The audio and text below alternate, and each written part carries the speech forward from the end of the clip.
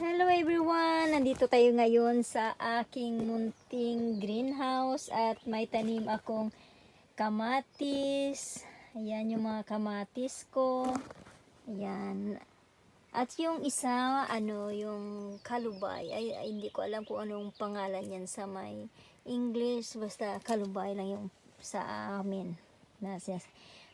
At sana makabigay ng maraming bunga yung ating tomato. Ayan nagano na siya, magbubulaklak na. Ayan, diba? Sana makakuha tayo ng maraming bunga. Ayan, may kalubay rin doon ako. Ayan, at dito naman sa kabila yung aking cucumber. At doon sa gilid yung kalabasa na nanggaling sa Pinas. At yun naman yung cucumber ko dito. Ayan. Diba? Yung mga cucumber. Kahapon ko lang sila tinanim. At tiningnan ko sila ngayon kung okay na ba sila o hindi sila namatay o whatever. Pero mukhang okay naman sila.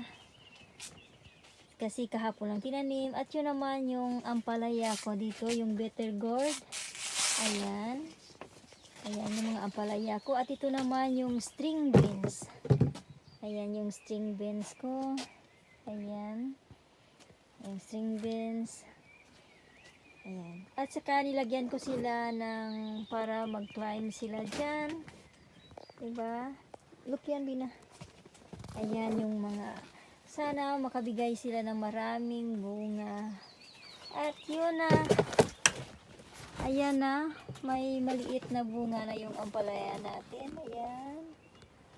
Sana marami pang magbigay ng bunga. Ayan. Thank you so much for watching. At yung makulit kong babae.